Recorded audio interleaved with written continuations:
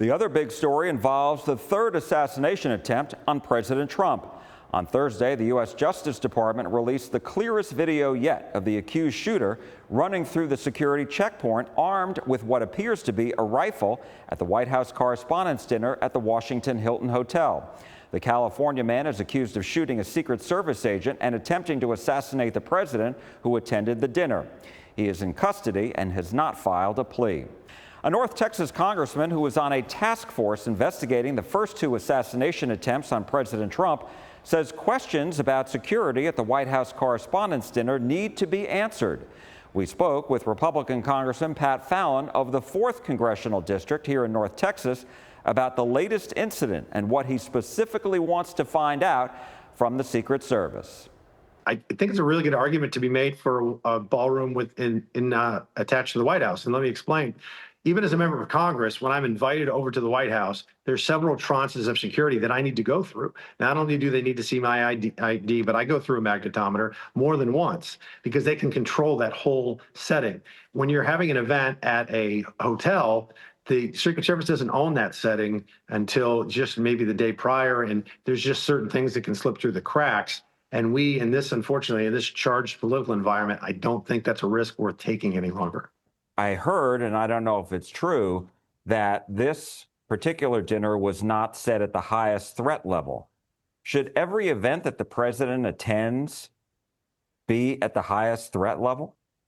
I would think that makes complete and utter sense. One of the things that I'd like to see, something very simple, is, when you go through the TSA line, you got to go through all the tranches, left, right, like a serpentine.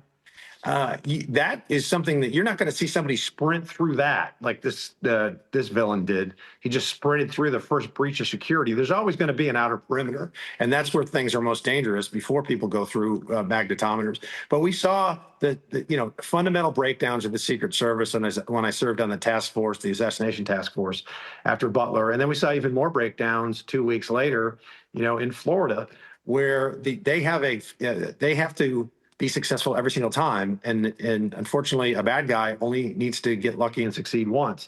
So you need redundancies built into the system. And you also need to embrace technology. These are things that the old Secret Service was not doing under the leadership of Director Curran. He has assured me that they are doing those things.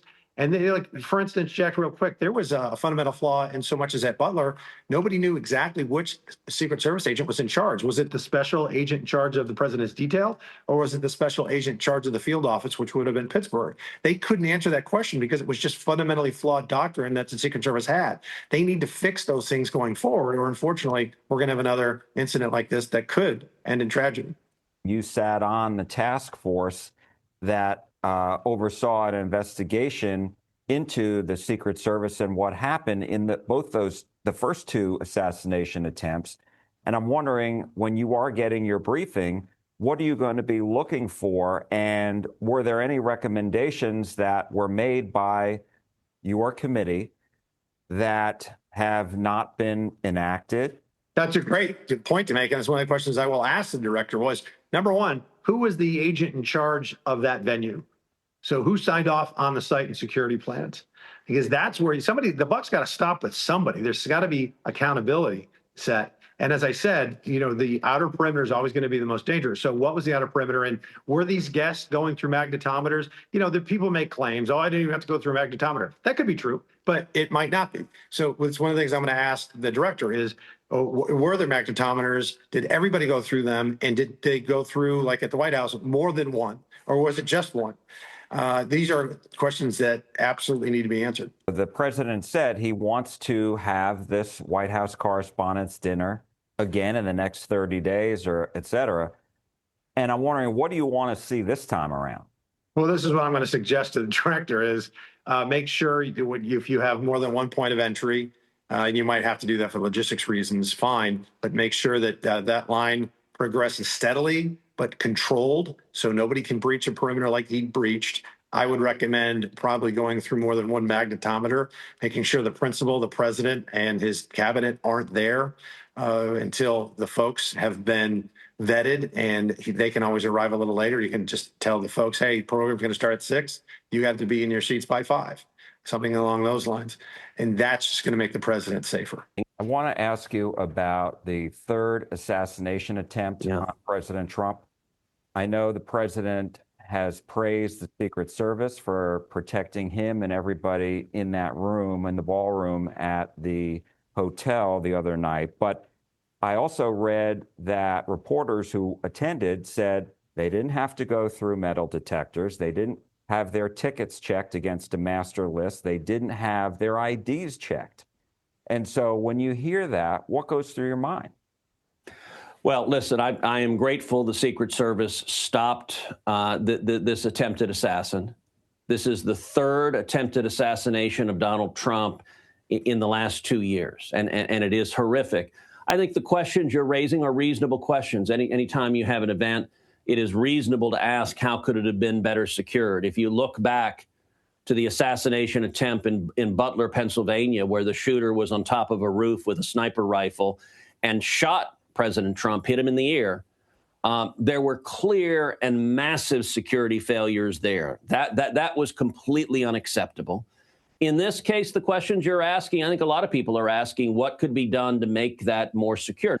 And I will say also, Jack, the rhetoric from Democrats demonizing President Trump, calling for violence. Just this week, Hakeem Jeffries, the lead Democrat in the House, did a press conference calling for maximum warfare against Trump every day, all the time.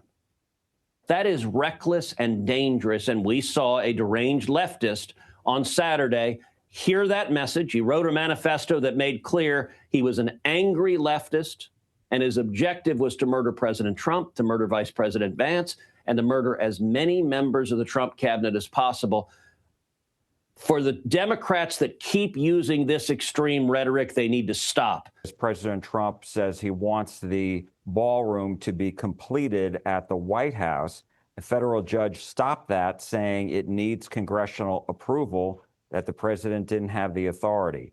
A, do you agree with that? And B, where are you on this Senate Republican bill that's been proposed to provide $400 million of taxpayer money for that project? Well, the good news is that that federal judge's decision was stayed on appeal, so it is not in effect. If you actually read that district judge's opinion, it was on its face ludicrous. So that federal judge concluded, said the administration has given no national security reason why there should be a secure ballroom that has bulletproof glass, that has a roof that is protected against drone attacks, that is secure and heavily armored. Well, this weekend provided compelling reason. I will say also, no, there's no need to have taxpayer money for the ballroom, because the president has raised the money to build the ballroom from private contribution. Let me ask you about the shooting at the White House Correspondents Dinner. Yeah. I did read multiple reports from reporters who were attending who said they thought security was lax. They did not have their tickets checked against a master list. They didn't have their IDs checked. They didn't go through metal detectors. So when you hear that, what goes through your mind? Yeah, if people didn't go through metal detectors, I think that's crazy. I mean, I'll give the Secret Service and the security details credit on stopping him from trying to run through the metal detectors the way that he did, and for them acting as quickly as they did. They certainly deserve applause for that. But if people weren't having their IDs checked, if people weren't going through metal detectors and they were able to walk into that room with the president, cabinet members, senators, House members, and other guests, yeah, then that is absolutely not good. And there needs to be an investigation into that. Why does this keep happening? These assassination attempts on the president? That is a good question. I think that if you look at what's happening right now in our country with social media, if you look at what's happening in our country when it comes to how we dialogue with each other about politics, I think that it's just getting worse and worse. All of us need to figure out a way how to do better. On the left, there should never be any rhetoric like, why isn't anybody doing anything about it? That was something that I repeatedly heard, and I never used that phrasing myself, but that should be phrasing that should never be used. The way how you do something about it is that, you win the next midterm. That's how you do something about it. When it comes to the president making statements about the death of Rob Reiner, and when Mueller passed, you can't be the leader of the United States and make comments like that and not think that behavior doesn't breed behavior.